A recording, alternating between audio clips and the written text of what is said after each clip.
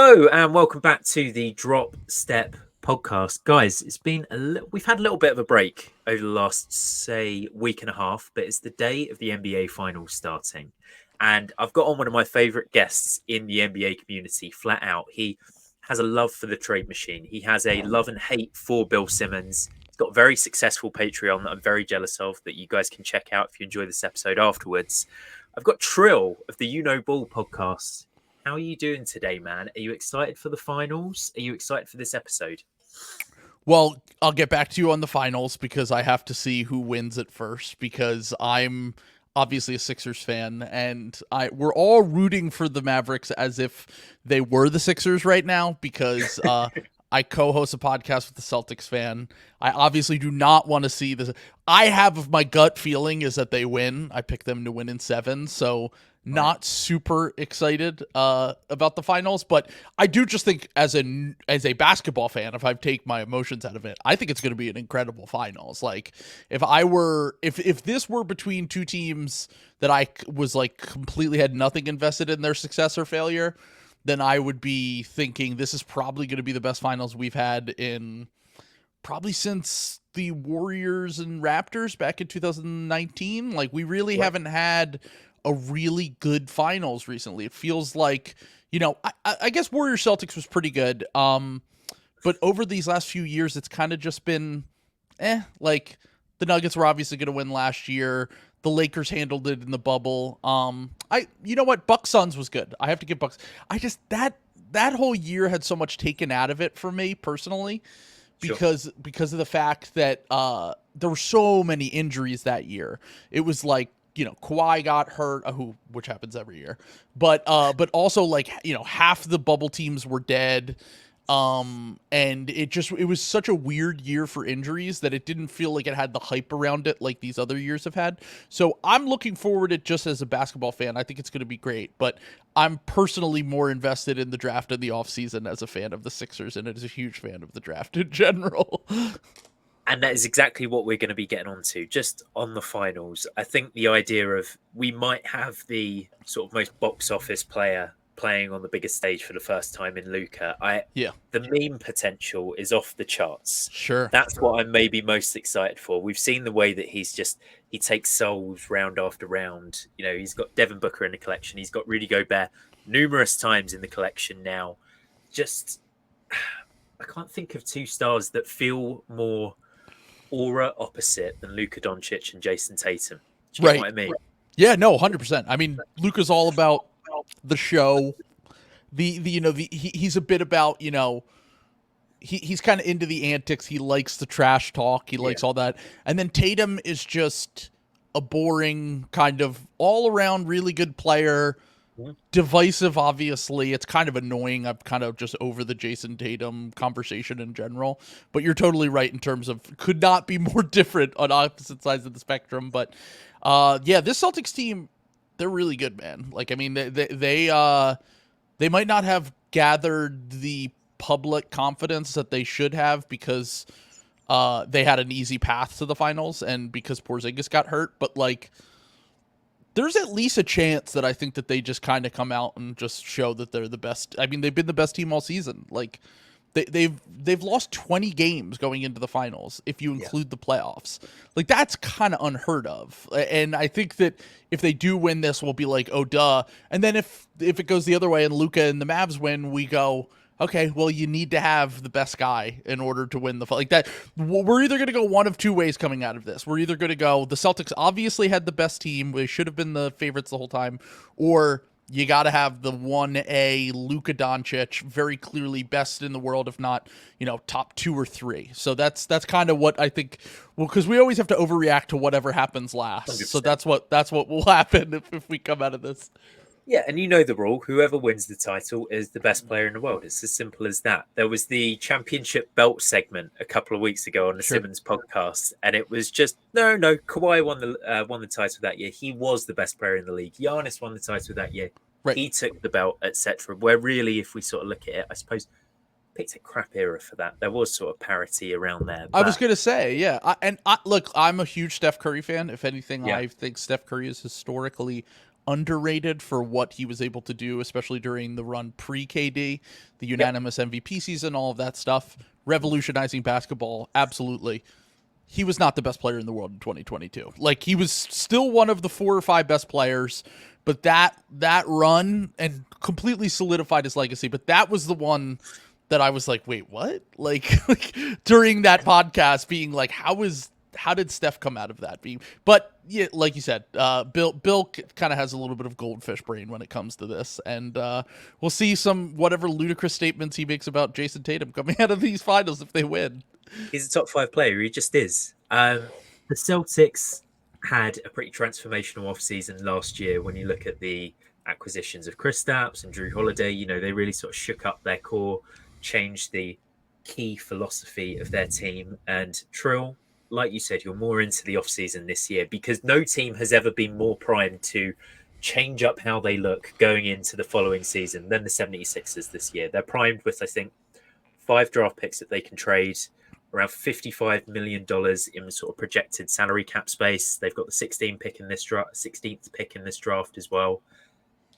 Is this almost too much freedom where there's sort of nerves where you're looking around and going, what the hell am I even going to be watching next year?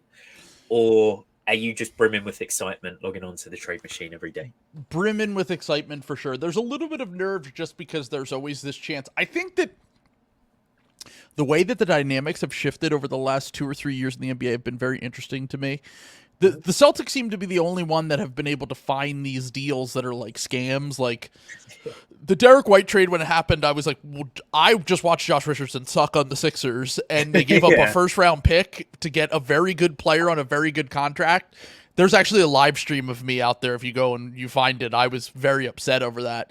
And then later the Porzingis trade happens, and I'm very upset over that because they keep finding these seeming value deals that kind of aren't really found around the NBA. You know, nowadays teams want to compete, they don't want to tank, and because of that, because of the play-in, and because of, you know, whatever it is, whatever factors are coming into play here, ownership pressure, media pressure, whatever, teams seem to be very against the idea of going fully into the tank.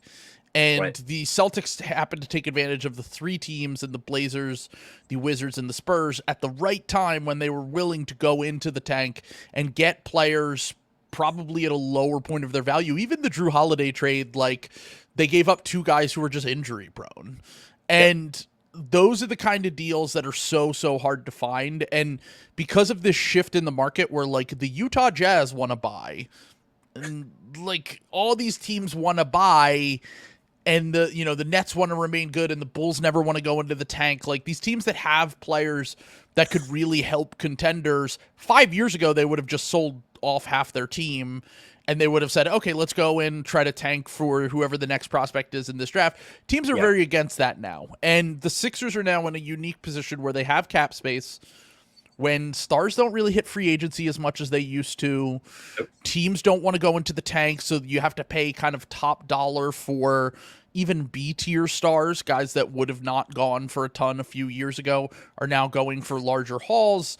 And it's also harder to find and acquire specific kind of role players. Like, it's really hard to get two-way wings. Like, the Sixers know this more than any team in the NBA, probably. Our best ones over the last few years have been Kelly Oubre, Tobias Harris, and PJ Tucker, who, sure, at times they've been fine players, but when you're trying to build a championship-level roster, you probably want guys that are they have elite skills either on one end or the other, and they're more kind of, fit into the context of what the Sixers want to do. And those guys' weaknesses just were always on blast when you got into the playoffs. So right now, I'm excited for the potential of what they could do, but I also think there is a chance that they end up in this situation where they kind of have to kick the can down the road a little bit, similar to what Dallas did, similar to what the Pacers did, where they signed Bruce Brown and then the Dallas signed Grant Williams, and they wait for that next move that they really want to make at the next deadline when teams shift their priorities again. So we'll see what happens, but right now I'm kind of looking at it like very optimistic about what the potential of this team could be, but always holding out that chance that there really isn't the right move to make. And I'd honestly, even with Joel Embiid going into his age 31 season, I'd honestly rather still be patient than make the move just to make a move, because I think that always ends up biting you in the ass. Yeah, I think you're seeing more and more in the playoffs these days as well that the Sixers were sort of perennial one seeds for a couple of seasons in a row, and it didn't mean anything in the end. You know, if you come up against the Atlanta Hawks and Ben Simmons is Ben Simmons, it's just not really going to matter. So this idea of kicking the can down the road again, where even last year when you saw Daryll sort of delay the Harden trade, and it was, oh my God, they're not going to have any help for Joel. This is going to be ridiculous. You're going to really tax his body. And really, he was checking out games in third quarters because the regular season is just it just seems more and more like it's something that you need to get through now. It's something that you need to survive, as opposed to this whole entire idea of, no, we need to be in prime position. We need to have home court advantage every single round. Otherwise, we're going to be absolutely screwed. So I like the idea that maybe you pick up tradable pieces in free agency here, where you're not signing anyone to sort of killer contracts. But let's say the move is out there this summer. I've got the spot track free agent list open straight away, and the top two names are the two that are definitely the most exciting in free agency, unless you think that OG Anunoby can be swayed. And I don't believe that personally. I don't think that with his with his agent and with the relationship that he's got, too much nepotism going on there to make they wouldn't have given up real value in that trade. Although no. I've always said I think that they could spin it as we got off the RJ Barrett contract, which I always thought was kind of a disaster the second they signed it. But at the same time, you get a guy like OG Anunoby in-house, and he showed his value in that playoffs before he got hurt. I think you do whatever it takes to keep that guy in-house, even if it's... And the Knicks are kind of... No one really talks about this, but the Knicks have two of the best value contracts in the NBA with Julius Randle and Jalen Brunson. Look, Dante DiVincenzo and Josh Hart are on decent deals too, but those two specifically being on such steals of deals make it a little bit easier to overpay for a guy like OG on maybe a 3-year deal. But I highly doubt he leaves the Knicks. I think he wants to be in New York, and I think that they'll just end up paying him. When you're at this late stage in your team build as well, it doesn't necessarily matter as much if you have a owner that's willing to go into the tax to have an exorbitant wage bill. It's like they've already got the tradable salary on the roster. They can opt in to keep in Bogdanovic this year, have $20 million tradable, have your Josh Harts, your Dante DiVincenzo's, your Mitchell Robinsons, for example. And it doesn't really matter if you have to pay OG Anunoby $40 million a year, because you've already got the team there. It's not going to stop you from getting guys and getting other guys to sign extensions. But I've got two names at the top here. I've got LeBron James and I've got Paul George. Pretty good players. Should we just play like Would You Rather? We'll start with Would You Rather. Would you rather LeBron James signs for free in Philly this year? Or would you rather Paul George rocks out? You know what's really funny is that I've said many times I think LeBron James is too famous to live in Philadelphia. Like, I think that he is one of the 10 most famous people alive now. And if he is on that level, like, I love Philly. It's a great city. You know, I grew up here. I've lived in New York. It's just a different world. Like, LeBron's not going to Wawa is what I'm trying to get at here. Like, I feel like LeBron has to live, if he's living in America, he has to live in New York, LA, or Miami. Like, those are really the only three places. And then Cleveland also, because he's from Cleveland, sure. But those are really the only places where I feel like LeBron James can realistically live. But if we want to live in a little bit of like, hey, the Lakers might be bringing in Dan Hurley now, and they want to do like a long-term rebuild or whatever they have planned, then, I mean, look, if LeBron James wants to come to the Sixers, and hey, JJ Redick, his buddy, commuted from Brooklyn and came to Philly. It's only, if you have the connections that they have, it is not a far commute. I'm just saying, that's just throwing that out there. But I do think that's a far-fetched idea in general. But it sounds insane to say this because, of course, LeBron James is like the greatest player of all time. He's going to work on pretty much any team, even at his older age, compromised physicality and athleticism compared to where he was at, in his prime years. But he really is the perfect third guy to put with these two. Like, and it's insane to say LeBron is a third guy, but I think that's kind of what he would prefer to be at this point in his career. He doesn't want to have to carry the load. And if you were to ask me, I've basically joked and been like, what if you took Nic Batum and just made him the greatest player of all time? That's LeBron at his age right now. And that Nic Batum's fit with the Sixers this year, it would basically be like a superstar Nic Batum, like a guy that you can throw the ball and have him run offense, but he's also going to be a connector piece between Maxey and Embiid. He actually knows how to throw entry passes, which no one on the Sixers can do except for sometimes Nic Batum, and he does. Kyle Lowry, yes. The thing with Lowry is that he's so small that it's a little bit easier when he's trying to make those entry passes. But you're right. The older players are the ones that know how to make them, because when they were growing up in the 90s and 2000s, you had to know how to make entry passes to be a basketball player. But nowadays, the floor's been so inverted that players, even the Nuggets fans complain about this a lot too, that none of the young players know how to make entry passes to Jokic. But the thing that I'm getting at here with LeBron is, like, you basically could have him be kind of like rotating back and forth between being a superstar on certain nights and a role player on other nights. And I think that's kind of what he wants. Like, he just wants to get to the playoffs healthy. He just wants to get to the point where he doesn't have to carry too much of the load.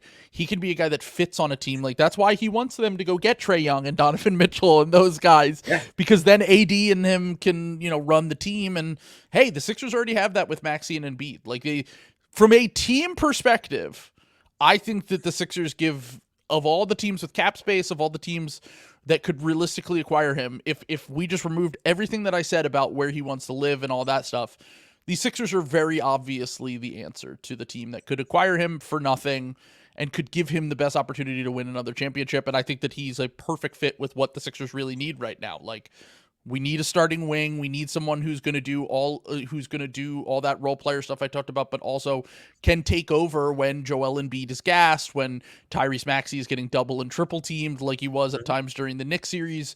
And it would be really, really nice to have LeBron James as that third guy. He has a great relationship with both Maxey and Embiid. Him and Embiid actually own a production company together. Maxey and him work out during the offseason. So, like, it's not the most insane concept in the world, just other than the fact that LeBron would obviously be my number one. I just think it's a pipe dream, which is why I pretty much settled on Paul George being the answer, even if I think LeBron would be the better basketball fit for what the Sixers need. It would be really, really fun to solve the non-Joel Embiid minutes with a LeBron James small ball lineup. Yes. Like that year where they had Russ and they had... it was like the Avengers out of the retirement home, the Lakers, when it was Carmelo shooting up and Trevor Ariza as well, when he went and played minutes at the 5. The thing that I looked at before this podcast is there are sort of two ways that you can look at team building. And there's this one really fun way where it's kind of idealist, and it's how can we squeeze out every inch of value? How can we make sure that we've got 5 guys on the floor or an 8-man rotation that fits together so seamlessly that we're going to achieve this sort of basketball nirvana that results in plus 20 net rating every night, and we just sort of waltz into the sunset with championship after championship. The other view is, how can we just solve the very little problems that we encounter to the point where we're just good enough? And the thing about the Sixers for the entirety of Joel Embiid's career has been, how do you solve when he's off the floor? And I think that we're going to get to another few stars in the next 20, 30 minutes where we talk about guys and we say, this guy might not be the best fit when all 5 players are on the floor, but my God, you need someone to run a second unit. You just need to solve that. You don't necessarily need to build the greatest team of all time to build a real championship contender. But I do think that Bron is the guy that, like you said, super Nic Batum. I'm sure he'd be really happy about that sort of going on his basketball reference page. You go through the nickname list. The last one ever added is like, oh my God. The GOAT / Super Nic Batum. I mean, if you think about it, if Nic Batum were a superstar, he basically would be the best player of all time. He's got everything in his locker. So let's talk about Paul George then, because he's 5 years younger, but he just doesn't really seem it. And one of the issues that I had with watching the Sixers this year, particularly in that matchup with the Knicks in the first round series, was just the blatant disparity in athleticism. And, you spoke about the older players knowing how to make the entry passes, Nic Batum, Kyle Lowry, who both played significant minutes that series. I just watched and I felt so bad. It was like, can we not get some athletes around Joel Embiid and Tyrese Maxey anymore. And Paul George historically was a fantastic athlete, and I feel like he's just getting to that stage where he's going from athlete to real hooper, and he's always had some real hooper in him, but I feel like we might be leaning more into the can you perform the Nic Batum role? Can you do the stuff around the edges? Can you play as a help guy, a switch defender? But one of my concerns with Paul George, one of my concerns, not necessarily with LeBron because he's LeBron, is this idea that you're spending another significant amount of your cap on guys that are over the age of 35 or over the age of 34 in Paul George's case. And it's like, are we building an old folks team, an old folks home around here? I don't know. That's my one concern with Paul George. So my thing with Paul George is that I do think he's going to age gracefully just because he's probably one of the most underrated shooters in NBA history. I think that there's a case to be made that he's one of the 5 best wing shooters we've ever seen.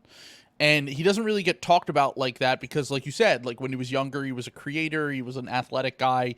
He came in 3rd for MVP, led teams to multiple conference finals. Like, he is the kind of archetype that came just before Jason Tatum, who we talked about earlier, that is kind of the do-it-all wing that, you know, you can run your offense through. But a lot of the times with guys like Paul George, I think that there is a limit to, you know, the ceiling of that team unless everything kind of goes perfect, because there is some decision-making, some playmaking, some limitations within his game that, like, if you were to ask me, would the Sixers do better with Paul George on the court and Joel Embiid, along with Tyrese Maxey, than they would with LeBron James or like Jimmy Butler? I'm sure, who we'll get to at some point. Probably a little bit, I think, just because I think that his fit is a little bit more seamless with what the Sixers want to do. They want to have wing shooters. They want to have, like you said, guys that are going to be like Paul George doesn't really have all of the role player components in his game anymore because he hasn't had to, and so since he was young, really. But I do think that he sneaky wants to be a role player. Like, we've kind of joked about this before, where like he would love to stand in a corner for 20 minutes a game, as opposed to like, oh, I have to run this offense. But when it comes to those non-Joel Embiid minutes, I think that that's where you would probably still struggle with Paul George. Like, I think George is a guy that can capably, when the shot is falling and you know, he's having a little bit of a heater, he can capably run an offense along with Tyrese Maxey, and they can at least get you to a passable point. But as we've seen in the playoffs, when those shots aren't falling, like, the team is really going to struggle to generate good offensive possessions. He's just not that high-level creator for others in a way that you want a guy to be. And at his age, he doesn't get to the rim quite as much. He doesn't get to the line quite as much. So he kind of does fall into that real hooper, you know, kind of DeMar DeRozan-esque game. And while that does have its value in the playoffs, and I think that that would really help the Sixers, especially at the end of games, when they just need a release valve with those guys on the court, and I think that would maximize those minutes. I definitely would worry a little bit about the non-Joel minutes still, but I do think that there is a case to be made that here's a guy that's still 34, and like I said, I think he's going to age pretty nicely just because it's very rare that you can get a wing of his size that shoots. If we want to go back to the role player thing, I called LeBron Super Nic Batum in his potential role with the Sixers in the regular season.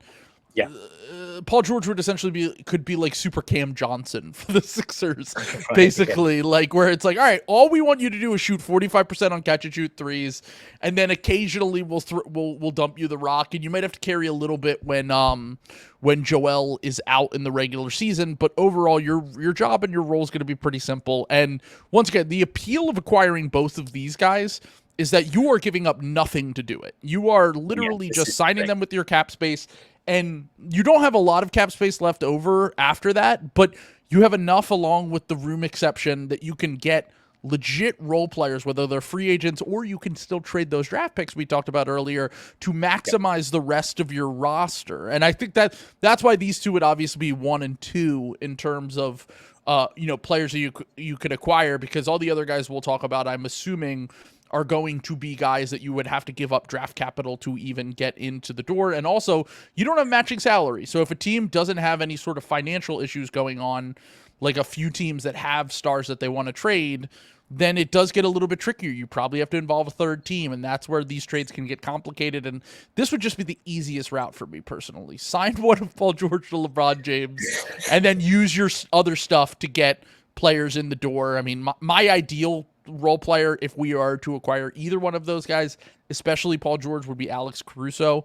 I would overpay to acquire him in a trade just because I think that his fit for what they would need defensively and as a connector piece on offense would be perfect. And hey, look, I know he's white, so it's sneaky athleticism, but if you talk about someone you want to be athletic, Alex Caruso is certainly one of those guys that is super athletic and would just add a real boost to the Sixers in terms of that as well. Yeah, it might be sneaky athleticism, but he's a real high field player. That's the thing that we don't get about Alex Caruso, right? Yeah, yeah, lunch pail guy, first one in, first one out, or last one out. 100%. Yeah.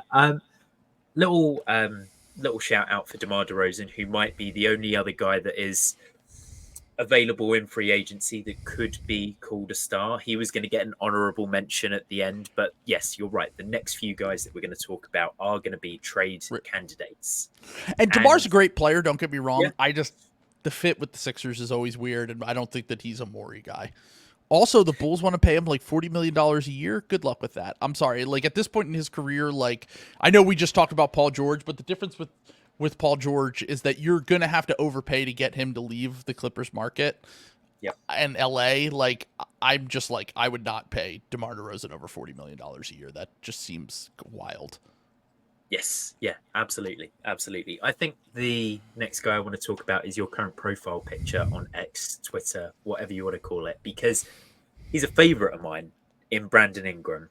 And this is one of those guys where I think that if you were to sort of take a poll of everyone on Twitter or everyone that watches the Pelicans and ask them, what would you be willing to give up for Brandon Ingram, or what would you be willing to let Brandon Ingram go for? He might be one of the highest variance guys in the league. Sometimes I'm seeing him traded for like scraps, essentially. Sometimes if you talk to loyalist Pelicans fans, then it's, we want the fun. We want 4 first-round picks, or we want an absolute star back. So before we get on to Brandon Ingram, the fit, I want to talk about Brandon Ingram, the price. What would you be happy to acquire Brandon Ingram for, Trill? So the picks in this draft, I guess, are kind of worthless. Like, the Pelicans had an option to take the Lakers pick. They deferred to next year. And they already have a top 20 pick of their own. So I don't know how much the 16th pick of this draft really appeals to them all that much. But in general, if we're just talking like general price here, I do think that you kind of have to look at it like this. Brandon Ingram wants an extension, and the Sixers, if they are to trade for him, are going to have to extend him off of that. Of course. And I think that people aren't really aware of this. Unless it's a superstar top tier player, that almost always cuts into the price of a trade. Like, Daryll Morey has said this before, like, he's willing to overpay in a trade for a guy if he thinks his contract is a good value. Like, he did it with Robert Covington years ago on the Rockets. He did it with Seth Curry on the Sixers. He threw in a second-round pick that was pretty high in that draft. He did it with DeAnthony Melton a few years ago, where he gave up a first-round pick for him, even though, you know, Melton's more of like a bench player, fringe starter, that you usually wouldn't give up a first. He made $8 million a year. So I think that Morey looks at it like, if we're trading for this guy and then we're giving him $35 million a year or whatever it is after that in an extension, we're not going to give up the farm for him. That's just a ridiculous ask for a team to give up the farm and then turn around and pay the guy all the money. I would say I would look just for a historical recent example of this. The Jeremy Grant to the Blazers trade is a similar kind of trade. The difference is that I think that Brandon Ingram would probably have more trade value just because other teams would be interested in trading for him. So I would be willing to give up like 2 firsts and a swap. I don't think I would give up much more than that, because if that's the case, if they're like, we want 3 firsts and 3 swaps and this and that, I would be like, okay, I'll just go sign Kentavious Caldwell-Pope and Bruce Brown and Klay Thompson and whoever in free agency and kick the can down the road, because I'm not overpaying for a guy that I'm then going to have to pay on top of that and giving up half of my draft assets to do it. So that's kind of where I look at it. My favorite framework for this trade is if the Hawks do decide to kind of blow it up, or at least move some pieces around, I know for a fact that them getting the number 1 pick actually put them into the luxury tax, which I don't think a lot of people realize, because Sure. if they had just gotten their normal pick, they would have, and they're not going to want to be in the luxury tax. Like, that's not a team that's going anywhere that could be close to paying the luxury tax.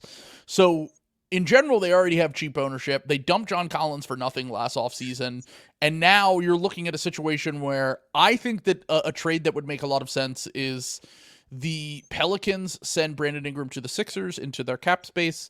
The Hawks get the cap relief from sending DeJounte Murray to the Pelicans, and then they get 2 first-round picks from the Sixers. And maybe if you say, okay, Ingram's a better player than DeJounte, you throw a swap to the Pelicans or whatever it is. Although they already have so much draft capital that they might prefer to get like just better players in general. So that's kind of the idea behind that. The Pelicans save money in that case. They like DeJounte. They can move. I've always kind of joked and been like, they're kind of different versions of the same player, DeJounte and Brandon Ingram to me. They're very similar. They both like to live in the mid-range. They both, you know, you would like them to shoot more threes. DeJounte's gotten around to shooting more threes this past year or two, but you would like them to shoot more threes and be a little bit more accurate with them. But overall, you know, I think DeJounte's defensive reputation is way above where he actually is as a defender nowadays. And Ingram's isn't quite as bad as his reputation is on defense. So I do think that they have a lot of similarities. But if you are the Pelicans, the boost in that trade is that you save some money by not having to pay Brandon Ingram. You get a good player who fits honestly nicely with Zion, CJ, if you want to build with that core. And then more importantly to me, you can play Trey Murphy and Herb Jones 30 minutes a game now once you move on in this trade. I think it would actually, even though I think Brandon Ingram is a better player than any of those players that I just listed, except for Zion, I actually think it would make the Pelicans better when they're healthy, because I just think those guys complement what Zion wants to do so much better. I think you're moving Ingram's spot from a wing spot that is clogged up right now. You can move it to DeJounte, who's more of a 2 guard. You put Herb at the 3. You put Trey Murphy at the 4 and have the spacing. Play Zion at the 5 more often. And then also, if you want to play a traditional big with Zion and keep Zion at the 4, you can play jumbo lineups where you put DeJounte at point guard, you put Herb, Trey Murphy, 2-3, and then you can play with whether they draft like Zach Edey or Yves Missy or someone in this draft, or they acquire a big like Jared Allen or something like that. They have a lot more lineup flexibility that they can go with. I just don't think the Ingram and Zion fit really works. Like, I think that they have a lot of talent, and I think that trading Ingram for guys that make a little bit more sense positionally could give them more flexibility with what they want to move going forward. And then the Hawks get off money and the Sixers get Brandon Ingram. Yeah, I think that the Pelicans really tried their best earlier this year to make it work in sort of, I think for the first few months of the season, it was almost shocking to see how little Zion was handling the ball. And it really was the Brandon Ingram show. And this idea of let's involve him in actions at the elbows where he's almost dictating like, you know, your traditional handoff hub big.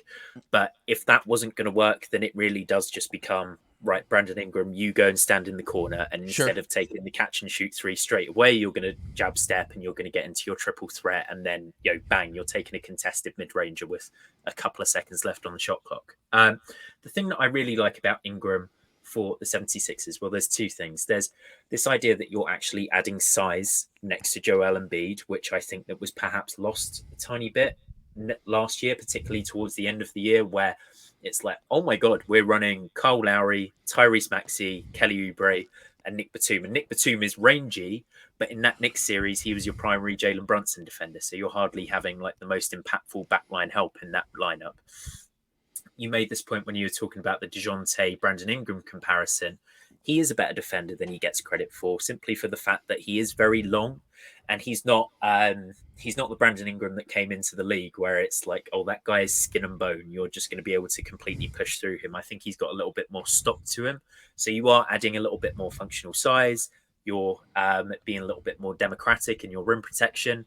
And then this other idea of just filling this functional need to win the minutes where Joel, or not even win, just not tank the minutes where Joel sits. And I think the fact that you're bringing in a guy that can hopefully toggle up or toggle down his primacy, where you can ask Brandon Ingram and Tyrese Maxey to go and handle 10 minutes a night, 12 minutes a night in playoff situations where it's like Joel is sitting and we're just going to have you two hold the ship. And even if it's really tough shot making, you can't load up on a guy like Tyrese Maxey in the ways that we saw him loaded up on when Joel was out this season or when Joel sat. So I think that there's a real functional idea of you save that little issue, and that could go a long way to actually helping you through the playoff rounds.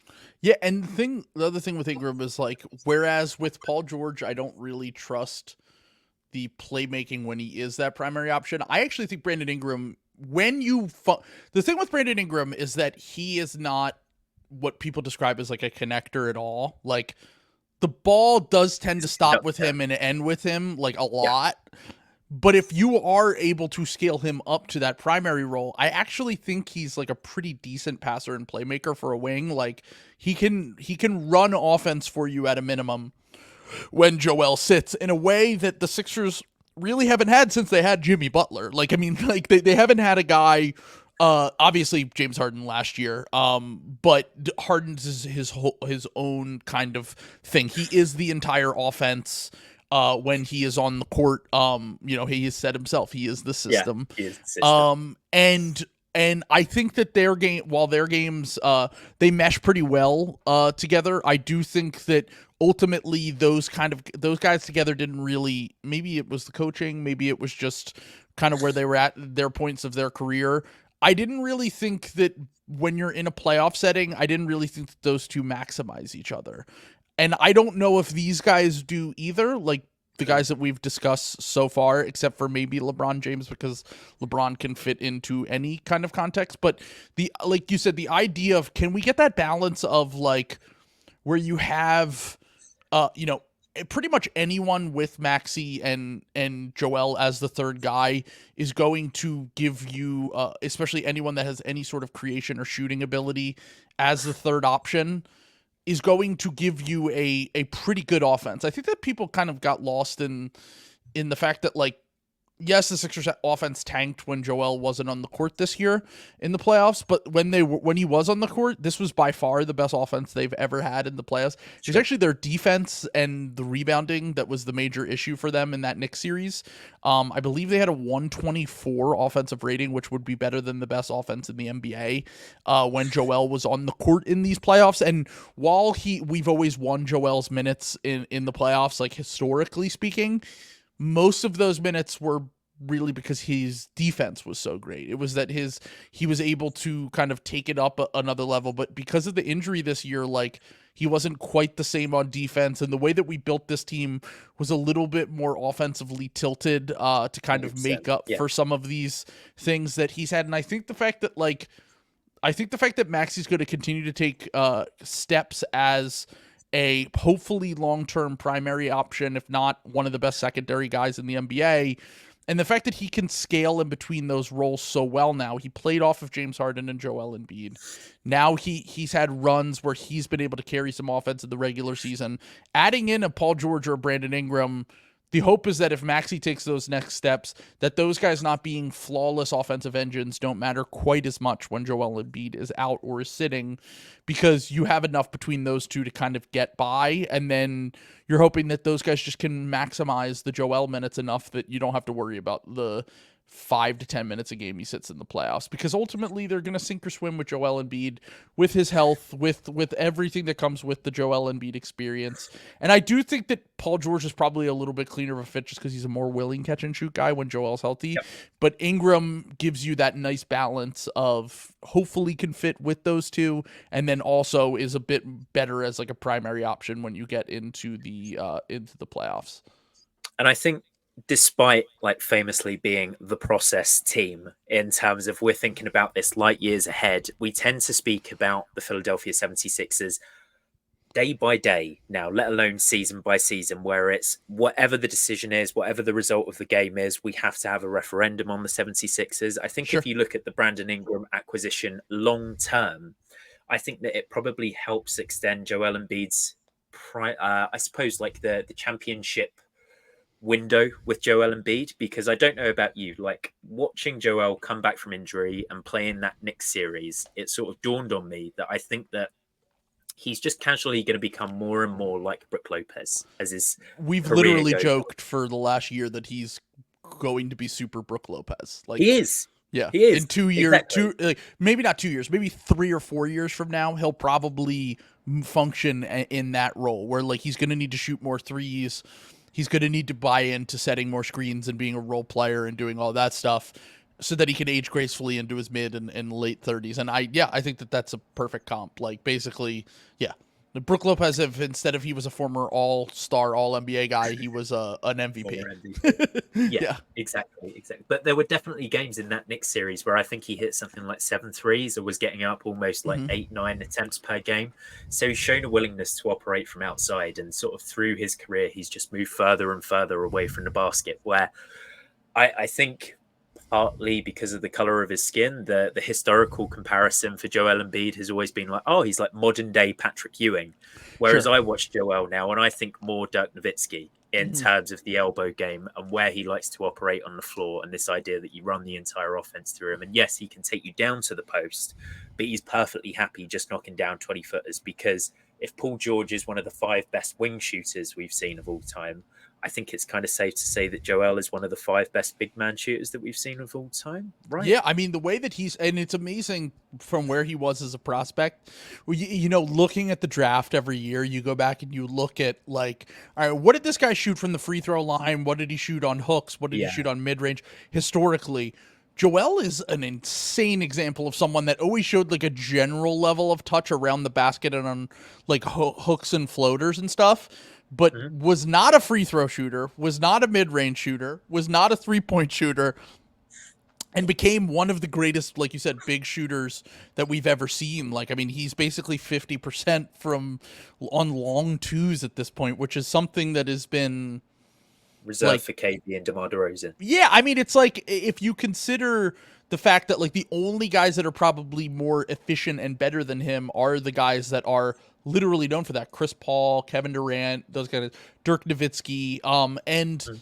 I actually think that the boomer argument about, oh, get on the block, like it does drive me Right. a little bit insane, because the way that Joel operates is he's better when he can see the floor clearer, because he's not a Mhm. great playmaker and he's not like an elite. He's gotten better at it, but he's still not a great playmaker and passer. And I think that also, you know, it removes, like in the Knicks series, we saw it removed Isaiah Hartenstein from away from the basket, and that opened up so much more for cutters and actions that they could run to get their rim protectors away from the basket, their help defenders away from the basket, and it made the offense flow a lot better. And Joel being kind of unstoppable from that elbow area is a huge part of his game, and really just makes it so that you really can run an offense through him in a way that when he was a post player, it was just not. It's just harder to run an offense through the post nowadays, and at a minimum it gives them more diversity in their game. And then if you remember that game 6, like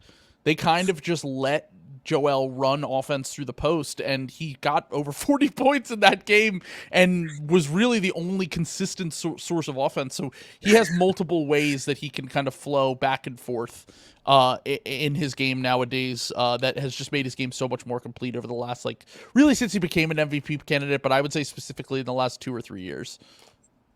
Yeah. Yeah, absolutely. Just sort of strides upon strides upon strides. I think that we're not necessarily breaking new ground when we say Nick Nurse came in and he said it's far easier to send a double at a guy that is stationed down on the block than it is a guy that's stationed at the free throw line. I just think that schematically teams aren't necessarily ready to send the appropriate amount of help, which means that you're securing Joel a lot more space. And for a guy that is so good at, just, I mean, like you said, he's making 50% of his long twos. If you can make 50% of your long twos, there's almost diminishing returns in stationing you closer to the basket, increasing your turnover percentage, increasing like the difficulty in getting you set up there. It's just almost diversifying the offense. And obviously, if Joel's got the right matchup, he can still take a guy down there. But I'm really looking forward to, like, there's going to be hipsters in 20 years that look back and say, yeah, 35-year-old Joel Embiid was actually the best version because he took 10 threes a game and he Yeah. was just a protector. That's what it's going to be. But I think, yeah, Brandon Ingram, I really want to see Brandon Ingram, and the idea that you could have him in almost a 5-out system with Joel progressing to more of like a behind the arc game, or at least the elbow game, I think that could be really fun for his efficiency and his playmaking. Because, like you said, he's a phenomenal passer. I don't know if you went as far to say phenomenal. I'm saying phenomenal. He in the post All-Star stretch last year when Zion was out and he carried them to the play, and he was averaging 8 assists per game. He was getting somewhere along the lines of like 26 points per game.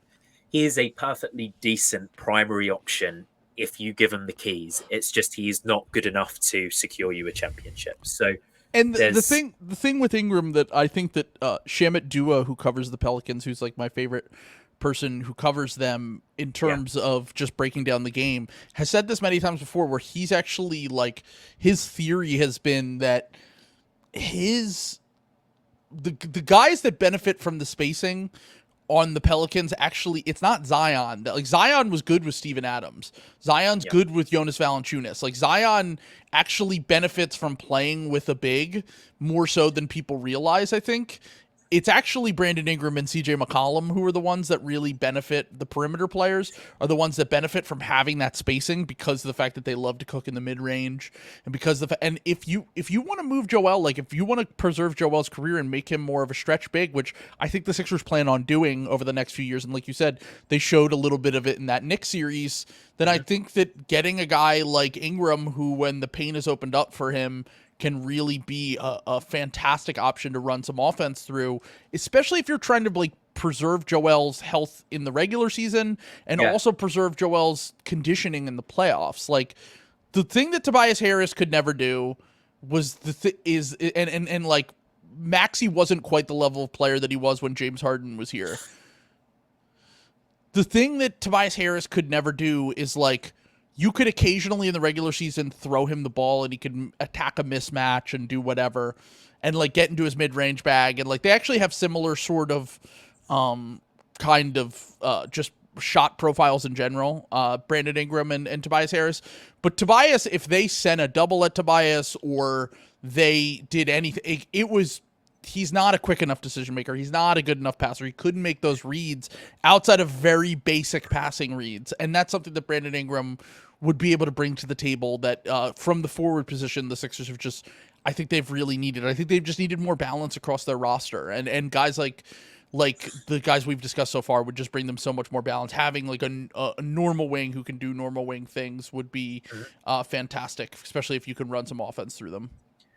So, in terms of the guys that we're going to speak about next, I've had Brian Toporek on the podcast a couple of times, and we've sort of spoken about the ideas of how you're going to build. And he is very much against this idea of having 3 massive salaries on the books, because I think that some people are very, very scared of the second apron. Fair enough. Brian's a big CBA guy, so he would know.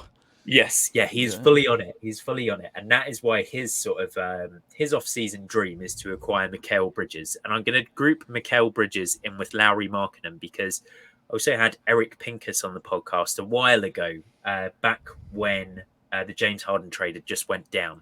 And the final trade that I pitched him was a Philadelphia move for Lauri Markkanen, because he's earning $17 million.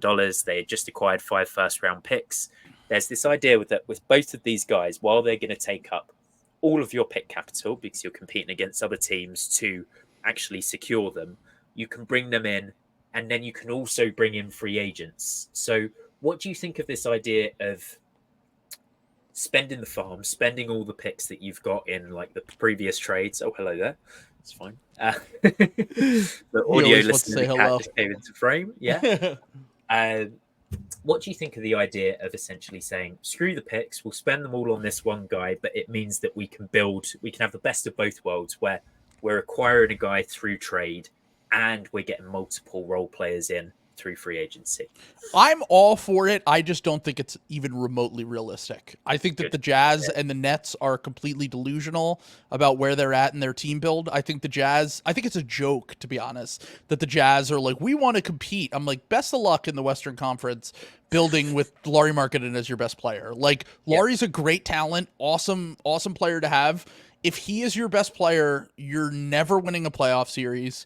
I even have a hard time envisioning a way they can make it to the playoffs, to be completely honest with you, in that stacked Western Conference. Hardy's a great coach. Ainge is a good GM. Maybe they'll figure something out. But I think that they would be better off doing exactly what you're saying right now. Like if the Sixers were like, hey, here's 4 first-round picks for Lauri Markkanen, they should absolutely do it and tank for Cooper Flagg next year, or Boozer, or one of these guys that they would give them a real chance to get a superstar level player that can compete with the Victor Wembanyama's, the Luka Doncic's, the Nikola Jokic's. The best case scenario for the Jazz next year is they have a Kings-like season from a few years ago where they're able to acquire maybe a Brandon Ingram or DeJounte Murray level star, and they have some synergy, and they run kind of, whatever offense they want to run that's really effective.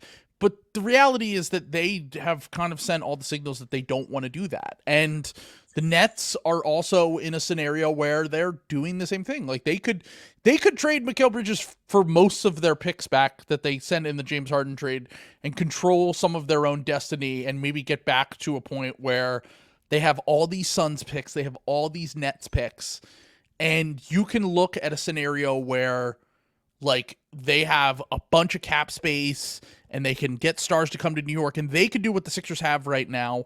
But instead, they want to just continue to be the 11 seed without their picks and do whatever. So they don't seem to be open to trading either of those guys. And like, honestly, I kind of think that they've both become overrated because of the fact that I just kind of think like, look, in the Sixers specific scenario, sure. But the prices that these guys are being like discussed for, it's like we're losing a little bit of our grip on like who they are as players. Like, in certain contexts, yes, they would be great third guys to like plug into a team, and they could help just because of their shooting, and with Bridges because where he was as a defender a few years ago and stuff like that. Totally, I definitely agree.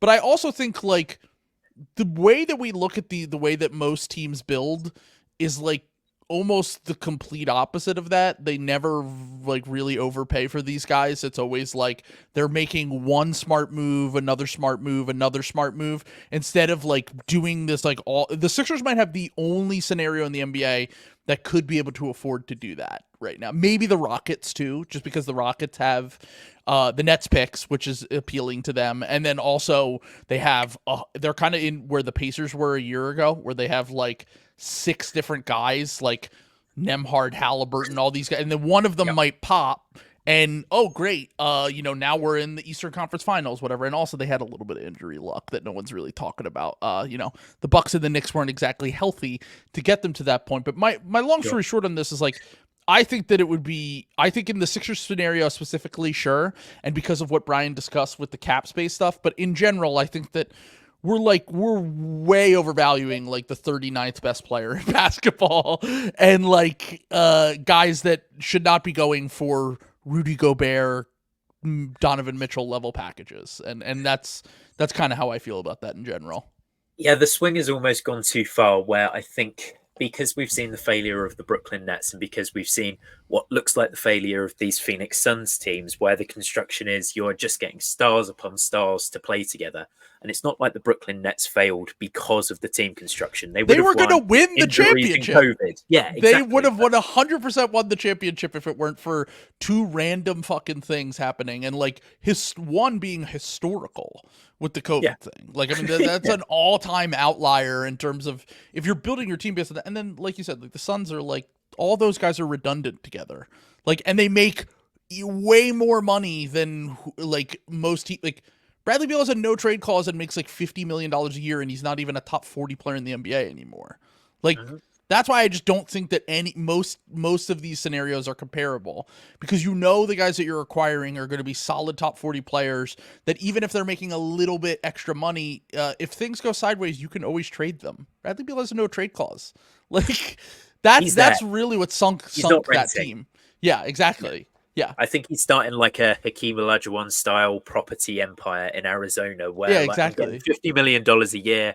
I'm buying up real estate here, man. But yeah, people look at those two teams and they say, well, stars next to each other just simply doesn't work. You need to have a 2-man tandem in the style of Jokic and Murray, and then you need to find your Aaron Gordon. It's the whole like overreacting to every final series, where the idea of team building is, well, you get your 1 and 2, and then you find the perfect role players. And it's just this thing with Bridges and Markkanen. And I think OG as well, because there was talk about sort of trading 4 or 5 firsts for him. where because we can see exactly what they would do as role players, we say they're worth the farm. They feel this exact idea of team building to where yes, there's no redundancy, but your talent level also just isn't as high. If you're spending 4 first-round picks and then you're paying, Mikhail for 2 years is on the steal of a contract, and after that, he's probably going to get paid somewhere in the region of $40 million a year. And whoever has him then is not going to have the same talent level as a team that has a legitimate big three of the past. And yes, it's like, how do you balance this redundancy with fit, but a lack of talent? Exactly. And like my whole thing with this is that I think the big three thing is also kind of being undersold. So the two teams that are in the finals right now, the teams that made the conference finals. Okay. As we discussed, the Pacers had a lot of luck to get where they got. Yeah. The Timberwolves have 3 max level players. They have Gobert, Cat, and yes, Anthony Edwards did not make it onto his max yet, but those are max level players that what's the difference between them? They tend to complement each other a little bit better. Like they were able to build an elite defense around that core of players. And they also happen to be able to, they nailed a lot of margin moves. They got Mike Conley. They got, Nickeil Alexander-Walker as a throw-in that trade. Nas Reed was this undrafted guy. Like there's a little bit of luck built into some of this. There's also a little bit of scouting on the margins and finding those steals. The Sixers had benefited from some of this. I think Ricky Council's a guy who could play for them next year off the bench. Yeah. And he was an undrafted guy. You might need to get lucky on a late first or an early second or whatever it is. There's no perfect way to build a team, but like the Celtics have 5 stars right now. I think that the idea that you can't build with 3 stars is largely due to the fact that we need to change the definition of what a star is. Because like, I would say that the Celtics, if you told me a guy who made the All-Star team last year in Drew Holiday, Porzingis was coming off a career year with the Wizards, Derek White isn't quite like star level, but he's probably about the best role player you can get, plus 2 other clear All-NBA talents, like that's a super team. That is built with stars on stars on stars. Your team, yes, the second apron stuff limits your team flexibility going forward, but you have Joel Embiid at 31 years old. Like, who cares about like 5 years from now when, maybe the team sucks 5 years from now, but you pushed in your chips and you made the moves that you needed to make to secure, whatever kind of conference finals appearances, title chances that you can during one of the greatest player, if not the greatest talent that you've ever had in your franchise history. So like, I just don't really think that we can afford to just like do the role player thing unless it falls perfect. And also, unless it falls perfectly into your hands, where it's like, oh, okay, we can get Kentavious Caldwell-Pope on a reasonable deal, and we can get Alex Caruso for a first and a swap, and like, okay, all of these things falling into place, but like, we're kind of past that point. Like, that should have happened 2 years ago, 3 years ago. Now we have 2 players on our roster. What's the easiest way to fast track this thing while also not giving up all of our picks, giving up all of our flexibility? And I do think that getting a 3rd star is probably the way to do that. Yeah. And I've got one more 3rd star that I want to talk about, and it is the homecoming. It is a guy that you mentioned about 10 minutes ago in terms of being the only guy that could carry the offense when Joel Embiid sat. It's Jimmy. And I think that you guys have already spoken about this a fair bit on the You Know Ball podcast. But Trill, for those that don't listen and for those that will be tuning into the next episodes, because I'm sure they've enjoyed this so far, tell us about the Jimmy homecoming. Tell us about the Jimmy return. How far up does it rank for you in terms of like appeal of outcomes this offseason? So I'm lower on this than most people, but I also want to explain myself a little bit because I think if Jimmy Butler was a free agent, I would be all for it. Yeah. The reason why I'm not crazy about it is because if you look at the history of what Daryll Morey does with these things, is that I think that he has always been willing to overpay for stars. So like, oh, we can get Jimmy Butler and we have to give up 3 first-round picks, but it's Jimmy Butler. He's got a good relationship with Joel, still one of the 20 best players in the NBA. Just last year led his team to the finals. Is that guy that can really carry the team when Joel's out. We'll give up 3 first-round picks to get him, sure. And we'll give him the max contract he wants, absolutely. What are you doing with the rest of the team if that is the case? Because that's where like I said, I would give 2 firsts for Brandon Ingram, sure. I would get, and if there were other better fitting stars, I would be even, like I said, I'd be willing to overpay for that Laurie Market and Mikal Bridges because of the specific scenario where they could still use the cap space. If you get Jimmy Butler, it's the Paul George scenario, but you also probably have to give up 2, if not 3 first-round picks. Then you're left with 2 first-round picks and like 17, 18 million in cap space, plus a room exception to build the rest of your roster. Then your team's really top-heavy. And then I'm fine with building a top-heavy team if you have a way to acquire more talent that perfectly complements that top-end talent, like the guys that we've discussed, Alex Caruso. There are other examples out there, too, of guys that you could just go chase, as Denny Avdia is another one if you were to able to. Maybe not as much with Jimmy Butler, but like if you got like Paul George or LeBron or something like that. But the thing with Jimmy is like the cost is going to be high to pay him. The cost is going to be high to acquire him because Miami's not just going to give him away. And then the cost is also going to be, how many games a year does this guy play? I know Brandon Ingram also has injuries, but like him and Joel have the same knee injuries. Like it's the meniscus. They miss a lot. Well, he's already been load managing. To come in, at least the team doctor is used to it. Mm-hmm. He's handled knee injuries. He's an expert on the meniscus. You know, maybe we're just sort of doubling down on the amount of time that the Philadelphia 76ers doctor really locks into these knee injuries, and then suddenly they solve them, and these guys are playing 82 games a year. If you know anything about the Sixers' medical history, it's always good to assume they know what they're doing. Right. Okay. Markel Fultz, Zaire Smith almost died of a peanut allergy because we let him eat chicken in the kitchen and didn't know it had peanuts in it. Let's think about some a number of Joel Embiid injuries that have happened over the years. Ben Simmons back that we somehow it ended up basically ruining his career. The Sixers medical staff, I'm not putting a ton of trust and faith into them, but maybe the market inefficiency is aging guys who have meniscus injuries. Like I maybe that's the thing, but no, like I just think that the cost, and I know how Daryll Morey operates. Like this is what Daryll does. If he's overpaying for a star, like he did in the James Harden trade a few years ago, which I know it seems insane to say it's an overpay now. Go listen to every podcast from after that. I actually think the Nets won this trade. I felt like I was pulling my hair out listening to them because I was like, Ben Simmons hasn't played basketball in a year. I'm glad we got off this contract somehow. Like I was like, I didn't think it was an overpay at all, but everyone else did. So at the time, it was viewed as a bit of an overpay because they also gave up Seth Curry and Andre Drummond, who were good for us, and multiple picks and blah, blah, blah. Daryll will give up the picks to get the star. Daryll will pay the price, whatever it is, and then he'll say, okay, we can fill out the rest of the roster with like minimum guys. Don't worry about it.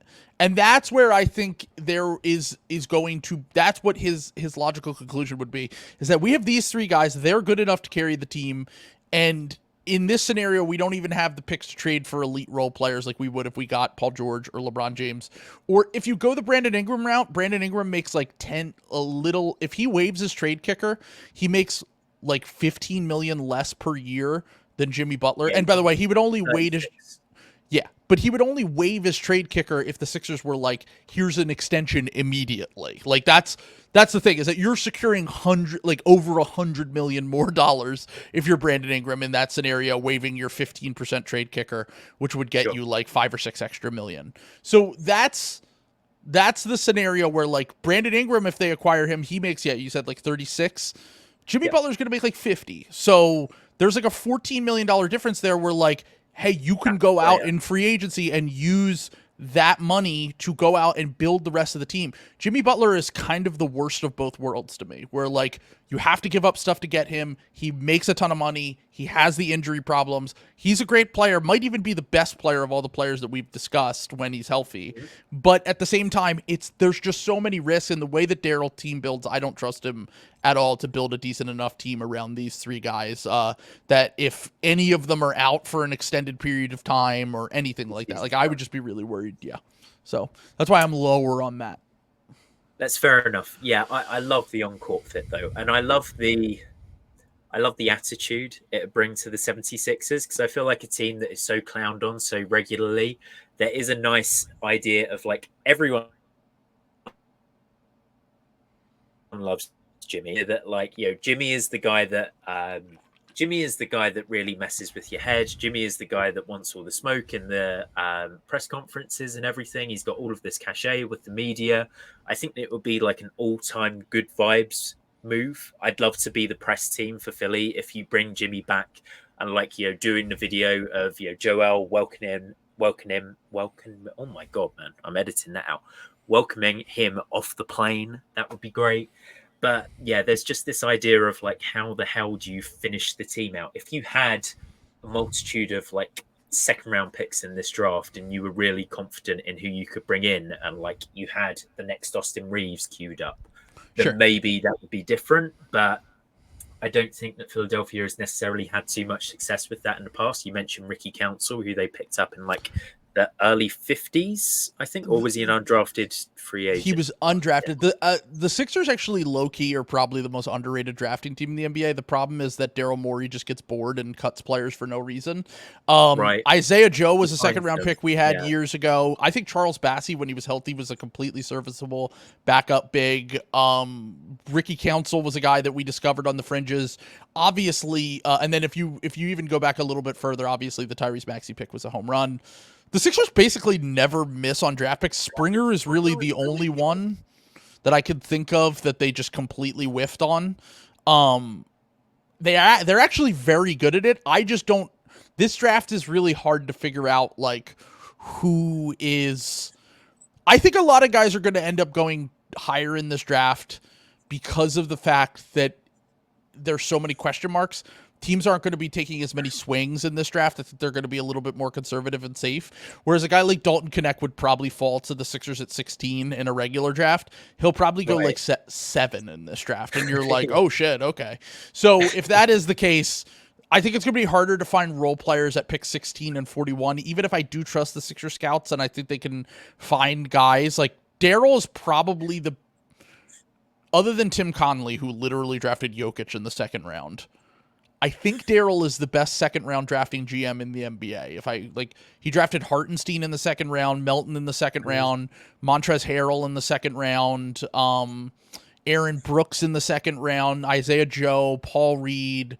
Like, he has really found a lot of value in the second round. But this draft is so weird, and, like, I also don't know how much they would trust a rookie just to come in and play on a team like this. Like, we've seen some rookies make an impact in the playoffs, yes, but outside of Ben Shepherd, none of these guys, like, they were all lottery picks. Like Cason Wallace, they had it, like Derek Lively, like they had an invested amount of draft capital in their success, and it was like they needed to play those guys from the jump because of that. And the Sixers, they just have never really showed that same urgency. Like, Maxey didn't even really crack the rotation until his second season, even though he was very clearly a guy in his first year. And maybe that was Doc Rivers, but also, like, Nick Nurse is kind of short with young players, too. Like, I don't really know that they're able to capably build out a roster that way. No. I think the thing that I was trying to get at is I see that the Philadelphia 76ers have a pick in any draft, and I think, oh, who are they trading that for? Yep. It's just they've shown a tendency in the past to go, no, we would rather get a proven guy in the door, which is something that you were sort of alluding to towards the end. I think I want to bring this on to, unless there are any more stars that you want to talk about, Trill, who do you want to see back in Philly next year? Batum's probably number one, just because I think he's someone that would probably sign for a reasonable deal. Like, I don't think he's going to come back on a vet minimum, but you might be able to get him for like $5 million the room exception is what they would be able to use, but you could use like $5 million of that, and then there would be like $4 million left over, I believe, if you are operating as a salary cap team. For anyone who doesn't know, the room exception is basically the mid-level exception, but for teams that want to operate with up against the cap. So like they're spending their cap space to get, and then they can use the room exception to go over the cap if they are operating as a salary cap team. So Batum's someone that I would like to see back. I would love to bring back Kelly Oubre if the price were right. I wouldn't overpay for Kelly Oubre. And then honestly, everyone else, if Kyle Lowry wants to come back on a vet minimum, sure. If Cam Payne wants to come back on a vet minimum, sure. Tobias Harris, absolutely not. He needs to go. It's been over for him in Philly. I really can't imagine a world where he comes back. And Buddy Hield and D'Anthony Melton, it's just like, unless they're on 1-year prove-it deals, I think that they'll probably get a bag somewhere else, Yeah, what the and hell they'll probably happened walk. to Buddy Hield? I saw that move at the trade deadline. I thought that's amazing. He's going to have all of this room. He's going to be a high volume 3-point shooter around Joel Embiid. This is going to fit like a glove. He's going to open up he's one of the better guard screeners in the NBA as well, which is one of the reasons why he and Tyrese Halliburton were so dynamic. Yep. And then, I think it was only game 6 or game 7 rather, where in the Knicks 76ers series that he got some run. He started scoring some points. And before that, he was just he was an afterthought. So I got warned by Pacers and Kings fans that the idea of Buddy Hield is a lot better than the reality of Buddy Hield. They were like, right. The thing is that Buddy is pretty good at a few things. Obviously, the shooting is kind of the biggest thing. Yep. One of the things is that he shoots a lot of threes. He's not really a quick trigger guy, though. It's weird. It's he shoots 7 or 8 threes in a game, but it takes a little bit to load up. By the time he shoots them, they're usually contested, and he can make those shots, as he showed in game 6 at the end of the series. But when the shot wasn't falling at the beginning of the series, he was completely unplayable. His defense actually was fine. It's more the fact that he is just not athletic enough to play in the playoffs, really. He never got the time to really build a chemistry with Joel because Joel was out. And with Maxey, they were trying to make the kind of, like you said, the guard on guard screens. They had a little bit of chemistry, but if Buddy is ever given the ball and a shot doesn't immediately go up, a lot of those possessions were just ending with record scratches where it was Dante DiVincenzo would just play. Dante would just play up into his handle, and he just couldn't get anywhere around him. He's not athletic enough to beat anyone off the dribble, and he a lot of the times he would panic when he got the ball. He was just not prepared for the moment. And like I said, we have been told by Kings and Pacers fans, he's going to drive you a little bit insane sometimes, and sometimes he'll have that random pop-off game. But it's kind of part of my theory that everyone being a role player having to be a capable 3-point shooter has completely devalued the unitasker shooter guys like Buddy Hield, Malik Beasley, even Kennard, even to a lesser extent. I know he had a great season with the Suns, but in the playoffs specifically, Grayson Allen, those kind of guys, it's just they're lesser. I would prefer to get even a Kelly Oubre who is going. He's athletic. He can provide some juice on defense, like you said.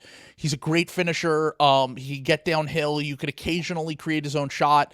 And yeah, he's going to have a stretch where he shot 20% for 3 for 2 months, but then he'll have a random game where he shoots 4 for 6 from 3, and that wins you a playoff game.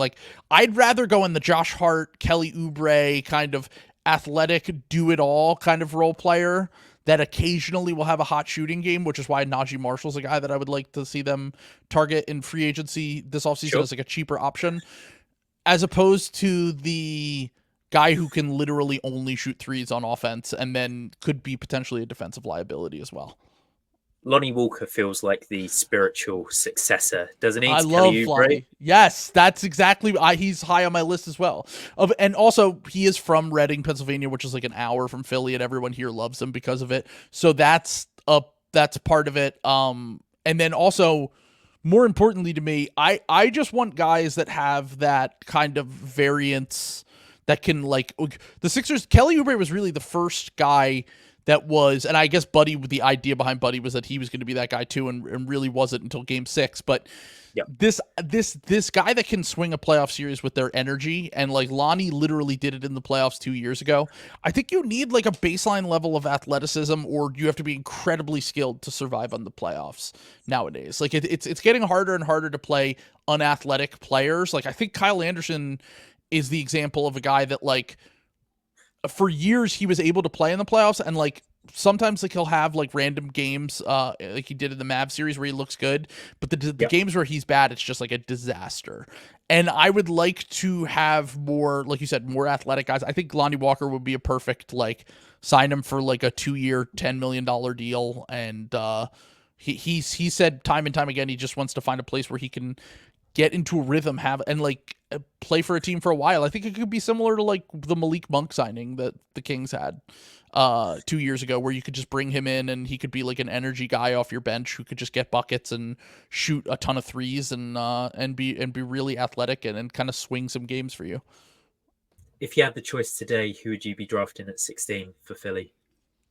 If they keep the pick, like we said, it's a very Daryll thing to move it, but I'm like, I hate being conservative in the draft. I think it's like the worst thing that you can do. Like, I'd rather miss on a guy that I think is like a long-term star or high-level role player than like draft a guy that I think is going to only be a role player. But I do think in this draft, unless there are guys that fall from that top group, right now the top group, when I mean that, like Topic could fall. He's not like someone that is like hyper athletic, but like that's someone like Topic is a guy that like I have him 4 on my board right now.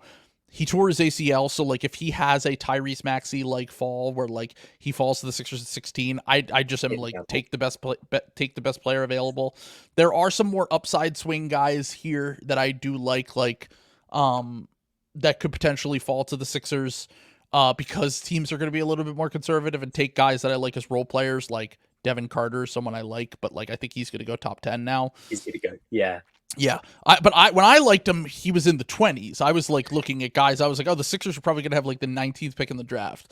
So I like Devin. He was like my guy, and then now he's like top 10, and I'm like, okay, well that's another world. But right now, like if I'm looking at the range that is going for them, if there are a few guys, if they could fall to the Sixers, I would love if they could get a Topic or Ron Holland level guy, but I don't think either of those guys are going to fall. Cody Williams is an interesting idea of just a wing who can shoot that you could and score that you could plug in on the team. I do have some concerns with his he's kind of athletically and decision making flawed, but he's definitely an interesting player, the brother of Jalen Williams. But I think if they do keep the pick, I think it's going to be more like kind of a boring role player type pick. That's just like Tristan Da Silva from Colorado, someone like that. Or like maybe Jared McCain or possibly Tyler Smith if they really want to get another shooter that can play on the wing. So those are like the 3 kind of role player guys. I think that they would probably like lean in that direction. So I think a good rule for the draft is to look in, what are we? We're June now. Look in April, look at mock drafts, and whoever's meant to go to the Heat, they're going to jump up 5 to 10 spots. It's like you listen to it. So Sam Vecini is my draft guy. And I'll listen to Sam.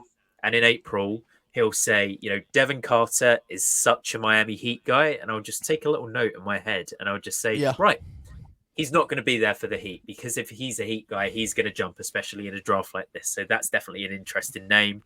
So would you be opposed to a pick like philosophically like a Tristan Da Silva because he doesn't necessarily have a ceiling? Or is he like a happy balance of the two? I have some concerns about Da Silva, and I'm actually like one of my biggest pet peeves that happens in the draft every year is like I had Jaime Jaquez in my top 20 last year. I liked Jaime Jaquez a lot. Sure. I actually, if you go back, I have a tweet that was like, here are my guys in this draft. He was one of them. But I think that people see, oh, this guy's 23. Every year, one of those guys is good their rookie year. It's every year without fail. And then everyone goes, why don't we just draft older guys? Because the large majority of the time, older guys have it's very rare that an older guy becomes a star. Like there are exceptions, sure. Like everything has exceptions. Jimmy Butler was an example of an older guy that became a star. Even like Pascal Siakam, Chris Middleton, sure. Guys that got drafted when they were a little bit older that became stars. Even if you want to go further, like Desmond Bane was like 22. And he's become a very good NBA player. But the large majority of guys that become stars and impactful players in the NBA are in college or Europe or just professional for 1 or 2 years. Like that is the large majority of NBA history suggests that. Sure. And the thing with drafting a guy like De Silva is I kind of actually I keep referencing Nic Batum, but I kind of think that he's like a less athletic Nic Batum. Like I think that his ceiling is like good bench player, but Yeah. in the Sixers scenario right now where they need cheap depth and he's 23 and can pretty much instantly play and like I know the shot's going to be good. I think he's passable on defense. I don't think he's a great wing defender. I think he's okay, and he's a good team defender, which I think is more important at the NBA level than just like, unless you're one of like the elite on-ball guys. I think I'd rather have you be like a good team defender. And he's a smart player. Like, I mean, he's that if you watch that Colorado team, they played a very like egalitarian style, and he fit perfectly. I like all of their prospects, to be honest with you. I like KJ Simpson in the second round as like a backup point guard option. I like Cody as a swing higher in the draft, and I like Tristan Da Silva. I just like guys that play on teams that can like I think will translate to the NBA. And I think that it's kind of similar to like what we're seeing, not obviously the same level of success, but like with the Nova guys right now. And I think that's why some of these UConn guys are going to go pretty high in this draft. But in general, I think that I'm not opposed to drafting older players in the Sixers specific example where it's a guy that I think is going to be pretty obviously a solid role player and fills a need, cheap contract. But in general, like I'm sure if Tyler Kolek is good next year, everyone will be like, why didn't you draft I'm like, Tyler Kolek's 24. Like, of course he's not going to go in the fucking... Yeah, exactly. Yeah. He's not going to go in the... I mean, it's a perfect example of this is like... And Peyton Pritchard's a nice player, but like, I remember when he was a rookie, there were Celtics fans being like, wow, he's better than Maxey. And I'm like, he's 4 years older than Maxey. Let's wait a little bit. And now Maxey's an all-star. So it's like, that's the kind of thing where I'm like, you have to have patience with a lot of these guys. And the Sixers might be in a scenario where they can't be patient. But I'm more like, man, if you draft Isaiah Collier and he's as good as he was in high school, like Maxey kind of was and had an outlier weirdish year in college, I'm not a huge Isaiah Collier fan, but if that is the case, that can change your trajectory when Joel Embiid becomes that Brook Lopez type. So that's my mind thought in it, but that's also how we ended up with Jaden Springer. Like I was like, oh, let's take the high upside swing guy and Jaden Springer, the toolsy guy, and he's just not an NBA player. So yeah, Khalil Ware is my guy in this draft, where it sort of represents that really low floor, high ceiling. And I picked him for the Blazers with their 14th pick in a mock draft like 6 weeks ago. And this was at a point where Khalil Ware was more like a second rounder. And I wrote, I don't mind drafting the next James Wiseman if it means I could get what James Wiseman was meant to be. And I think that is sort of the philosophy that it's... You know who his closest statistical guy is in college? Khalil Ware. Who'd you get? It's not James Wiseman because James Wiseman only played 3 games, but he actually plays for the Blazers. Oh, is it Ayton? DeAndre Ayton is his closest statistical comp, and it's funny because a lot of the same things that were said about Ware, the same things that were said about Ayton. Yeah, it's the motor. It's does he love basketball? It's all that stuff. But the talent, I'm always skeptical of offensively tilted bigs unless you're like Joel Embiid was as a prospect, and even Joel was like was an insane defender in college. I'm always skeptical of the James Wisemans, the Aytons, the Bagleys, those kind of guys. But I do think that we've seen the success of offensively tilted bigs recently, at least on teams that have like Şengün, Sabonis, those kind of guys. I do think that if you're drafting for upside, Ware is a very worthy swing at the end of this lottery in the teens, where the talent pool starts to go a little bit down. This guy's a crazy good athlete. He's got great size. I don't know if I buy the shot, but I don't know if it matters as much. Like, I think if he goes to the right situation, that he could end up being a great fit. I know that he shot well from 3 this year, but like it was on very low volume. And also the free throw shooting and mid-range shooting is okay. It's not great.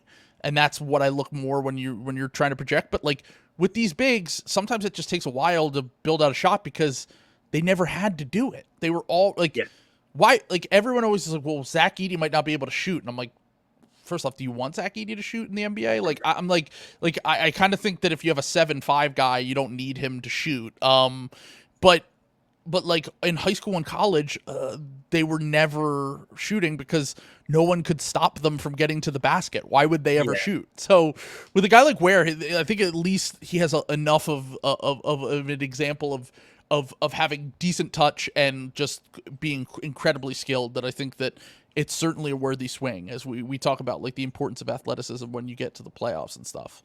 I think this idea of not trusting sort of more offensively slanted bigs as well was perfectly. I'd have completely understood it 3-4 years ago, where really we just hadn't seen bigs empowered in that same way. The idea of your perfect big, unless Sure. they were Joel Embiid, was, oh, can he be the next Clint Capella? Where it is just you are run and dunk man, you catch lobs and you defend the rim. Or Whereas Miles now, Turner.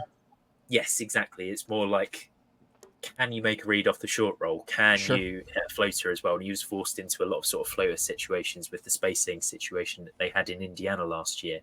The Yeah, I talent's like there Ware. with him. It's just also it's not a Philadelphia fit. It's slightly irrelevant. Sure. But I also like the idea of them trading 16 for 24 and 25 if the Knicks I were would love that. Yeah. Yes, I would love that because then I could get two of my guys that I like at the like we could get Dayron Holmes and Bub Carrington. I would be like, hell yes. We get two swings on guys that I like that I think that are being very undervalued in this draft. I think that it's insane that both of those guys are going in.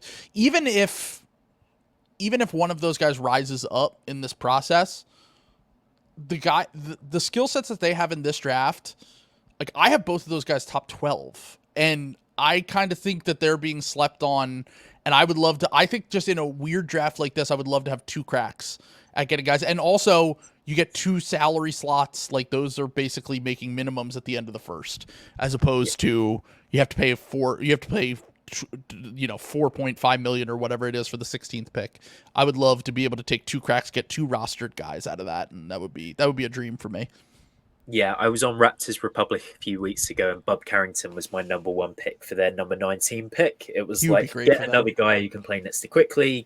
I think he's like 6'6" or maybe 6'4" without shoes, 6'8" wingspan, can rise up.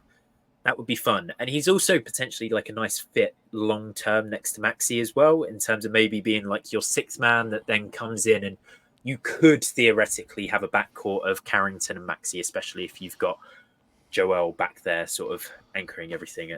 If I'm putting Bub with someone, I want them to be like Maxey, where they put a lot of pressure on the rim, because the thing with Bub is that he's a hooper, and like he's going to get into his bag. He's shot 51% on non-rim twos, which I think everyone is sleeping on. Like he can run pick and roll. He's pretty much, I think that he's one of the more safe floor. Like you said, he could be a six man. He might even be able to be a fifth starter if the defense gets a little bit better. And it's like, then you have a guy, the only thing I'm worried about with him is like the physicality of the playoffs, the physicality of like when you're on a good team and, you know, teams target you and stuff. And also just like the general, like he was actually better on mid range and floaters than he was around the rim. Like he's a bad finisher, and that's going to be something that kind of determines what level he can reach as a player.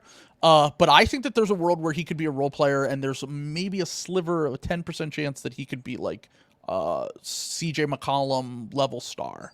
So he's 18 as well, isn't he? I think he's going to be 18 by the time he's drafted. I read an article a few weeks ago for that Raptors Republic thing where it was he went into Pitt and they very quickly established like, oh, we found someone here. This is not what we expected. And it was, you're going to go into the draft this year. You're going to go early. We need to build out these things. If you're worried about him getting picked on, it might be because, you know, Bub Carrington might look very different at 22 years old than he does at 18 years old, particularly with that frame. I know that it's not the broadest of shoulders or anything, but I would feel not safe, because to be a guard in the NBA, you have to be sort of one of the 100 best guys in the league. But I would be happy to say that there's star upside. And again, if we're looking for like star bets, a guy that can run the pick and roll at that level and get to the mid range at 18 years old, that sounds like a star bet to me that I'm happy taking. I mean, shot 80% from the line, 51% on non-rim twos, good floater game, great mid-range pull-up shooter. He's probably going to be a good three-point shooter eventually. Like that, he has all the indicators of being a good three-point shooter. And then if that is the case, everything falls into place for his game. Like he has everything except for the rim pressure and finishing that you would want in a star guard. Yeah, we'll see. What a strange way to sort of end a Sixers podcast. We're on, on Bub Carrington, player at Pitt State. But Trill, I've had a ton of fun, man. And I think that we've spoken through the stars. We've gone completely off piste in terms of what the podcast plan was. We had this idea with like NBA buyers and sellers, but I tend to do that. Hear about that. No, that was me as well. Honestly, the exact same. It's two guys looking back at each other that do the exact same thing. But look, if you want to hear more about NBA buyers and sellers, if you want to hear from the Slopfather himself, make sure to go and check out the You Know Ball podcast, because Trill is there and he's doing one of the most fun. I think he produces some of the more fun content in the NBA landscape, and that's what it's about at the end of the day. We're all sort of amateur draft analysts and we're all amateur GMs, but it's also about having a little bit of fun with it. And go and check out the Trade Machine War Crimes episode, because that was a ton of fun as well. Thank you so much. I appreciate you having me on. And yeah, the most important thing is don't recognize your L's and don't afraid to be wrong. Because we all are all the time. Yes.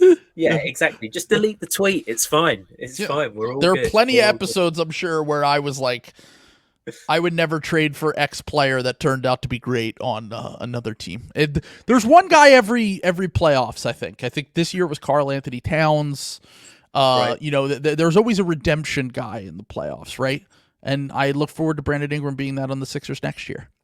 Yeah, we didn't drink enough to pitch the Karl Anthony Towns, Joel Embiid backcourt. Front court rather. But that might be that's a fun, maybe like a Patreon only episode, Trill.